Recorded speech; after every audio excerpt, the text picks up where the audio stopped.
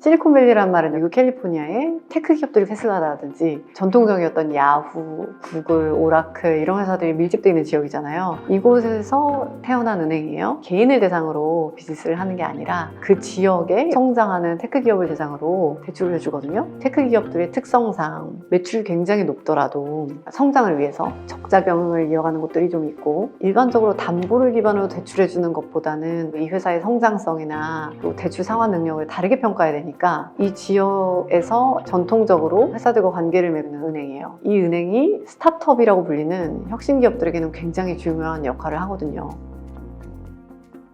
실리콘밸리 뱅크가 어려워진 거는 모든 은행이랑 마찬가지로 고객의 돈을 받아서 어딘가에 투자하거나 대출함으로 인해서 돈의 유통업을 하는 거잖아요. 한 번에 누군가가 동시에 돈을 돌려주세요 라고 하면 어떤 은행이든 문제에 빠져요. 왜냐하면 은행들이 현금으로 돈을 가지고 있지 않고 어떤 자산에 투자했거나 누군가한테 돈을 빌려줄 때는 채권이라는 자산으로 전환된 상태거든요. 갑자기 돈을 돌려주려면 자산을 다시 현금화해서 돌려줘야 되잖아요. 그 시간 차이를 고객들이 기다리지 못하면 파산하는 거예요. 실리콘밸리 뱅크가 투자했던 자산들이 가치가 내려가고 있고, 어쩌면 빨리 지금 챙겨오는 게 내 자산을 안전하게 지키는 방법이야 라는 공포심리가 굉장히 만연해진 거죠. 알려드릴 건 꼭 실리콘밸리 뱅크만 이런 일을 겪는 게 아니라 우리가 10년 정도의 경기 사이클로 자본시장에 돈이 많이 풀려서 경기가 부양됐다가 과열된 경기를 식혀야 할 때 금리를 높이잖아요. 그때 돈을 시장에서 걷어들이는 과정에서 공격적으로 투자를 했거나 좀 방만 경영을 했거나 이런 회사들은 언제나 문제가 터져요. 그래서 그 문제들을 또 배드 뉴스냐, 준비된 자에게는 이게 또 좋은 뉴스죠. 너무나 탐이 났던 실리콘밸리 뱅크를 다른 은행이 노리고 있다가 굉장히 헐값에 인수할 수 있는 기회가 될 수도 있거든요.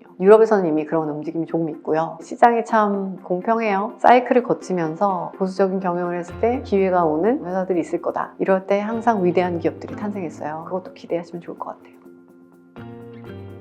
에서 많이 얘기 드려서 여러분 너무 잘 아실 거예요. 거시적으로는 우리 시장 사이클이 레이트 사이클이고 시장이 위축되는 시기가 올까봐 두려워하고 있구나. 그 시기는 언제나 오는 게 맞아. 큰 틀에서 사이클을 이해하면 시장이 툭 떨어졌다가 다시 무서운 속도로 회복하거든요. 우리가 시장 경제를 움직이는데 필요한 통증이에요. 2008년은 미국의 하우징 버블, 금융위기였고 지금은 우리나라의 하우징 버블 있죠. 그때 돈이 많이 몰려갔던 곳들이 레버리지를 많이 써서 은행 대출 많이 했는데 상환 능력이 없거나 갑자기 자산을 유동화하는 수요자들의 니즈가 있을 때 기회를 못 맞추거나 이런 일이 일어나기 쉬운 시기이다. 그렇지만 너무 패닉하지 않아도 된다. 역사를 통해서 반복되었던 일이고 7년에서 10년 사이클 기준으로 한 번씩 일어납니다. 미시적으로 우리 포트폴리오를 지키려면 뭘 해야 되냐. 어떤 분이 물어보시더라고요. 모든 유가증권, 부동산이 다 현금화해서 들고 있는 게 제일 안전한 거냐. 생각해 보시면 현금을 집에 보관하기는 어렵잖아요. 은행에 보관하신다고 했을 때 우리나라는 예금자 보호 한도가 5천만 원이에요.